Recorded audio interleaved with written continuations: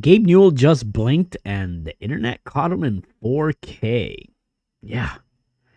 If you were banking on a Steam machine being in your living room this year, 2026, I don't know. It's looking like there's been some wavering.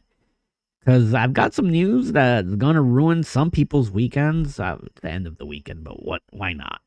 We are witnessing something that had to be kind of a PR meltdown over at Valve. Let's look at the timeline because this is how you spot a company that is kind of shaky and not sure what to do. So, back in November 2025, we all know Valve was confident. They promised the first half 2026 launch of the Steam machine, the Steam frame, the Steam controller. I was on board for that hype train. And then we all know the AI big bang happened with Ramageddon in February. That confidence started to slip a little. They moved the goalposts. Instead of early 2026, it went to sometime in 2026. But yesterday, the mask slipped. And in their Steam year review, Valve literally wrote the words, "We hope to ship this in 2026," and then quickly had to backtrack that because the internet, as the internet does, started freaking out. See, because when you read hope, that isn't exactly a launch window. Hope is what you say when your supply chain is on fire.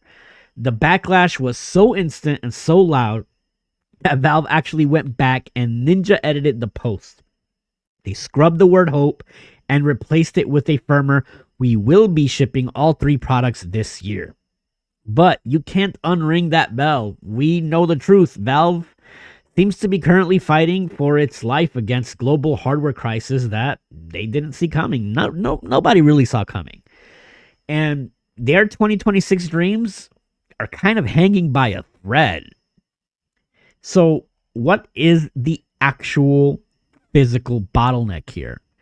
It's not the software, because Valve's good at that. They've got their, Linux and SteamOS, but it is the AI RAM crisis, or what the industry is calling Ramageddon. Every major AI player, from OpenAI to Microsoft, Google, they're all basically in a zero-sum race to scale their data centers.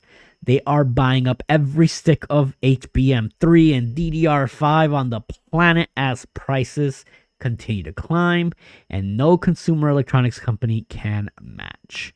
You see, Microsoft is coming out with the next Project Helix Xbox, and they're in a position where they can actually outbid Valve easily for these kinds of things. And they're also in a position where they can take the hit and sell the system at a loss. Companies like Micron and SK Hynix, they've shifted their entire production lines to serve the AI giants because the margins right now are astronomical. For every AI chip produced, the capacity to make 3 normal PC chips is destroyed. This is the 3-to-1 ratio. And the consumer right now, we're losing. This puts Valve and the Steam machine in kind of a price death trap. Valve already confirmed they aren't going to subsidize this hardware. They're not going to sell it at a loss. They said it will be priced like a PC. And right now, priced like a PC means expensive.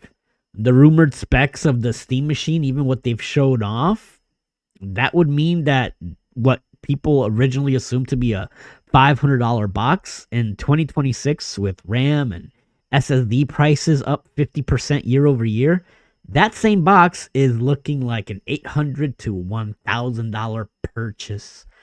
Think about that. You're being asked to pay high-end PC prices for low-end range consoles because this thing is expected, let's not say high-end PC, but you're expected to pay a mid-range PC price for a low-end PC performance because this thing is expected to perform at a rate that is slightly below PS5. Now, Valve can't outbid OpenAI and Microsoft for a box of memory chips. They just can't. And while Valve is out there trying to edit their blog posts to hide their uncertainty. The new leadership over at Xbox, they're probably smelling blood in the water because, see, now that's going to be their new market. Xbox is no longer competing against Nintendo and PlayStation. They're going to be competing in the PC space. And Asha Sharma, the new CEO of Microsoft Gaming, just dropped the hammer this week. She officially confirmed Project Helix, and it is exactly what Valve feared it would be: a hybrid console that natively plays PC games. You see, this isn't just Xbox Cloud Gaming or Game Pass.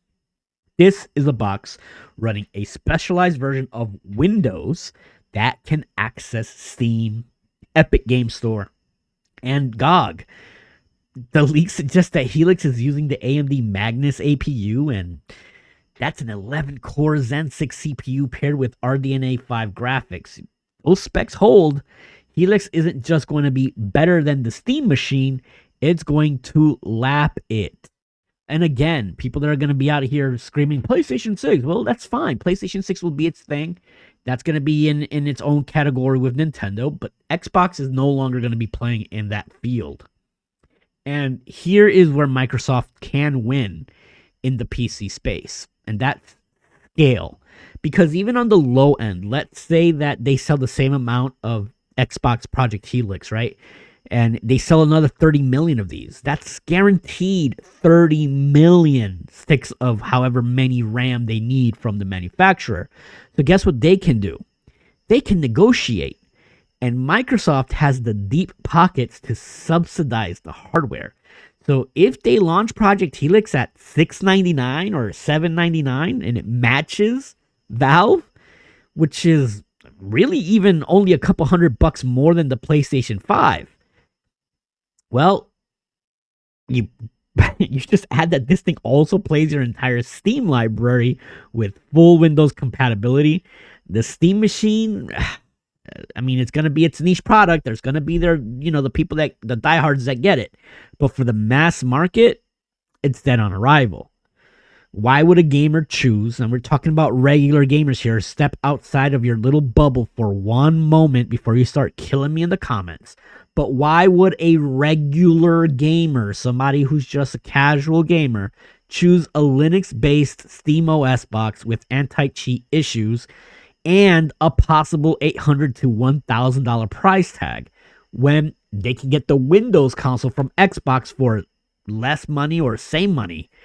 And Microsoft isn't just going to be competing with Sony anymore. They are moving to strangle the Steam machine in its crib before it can even reach the living room.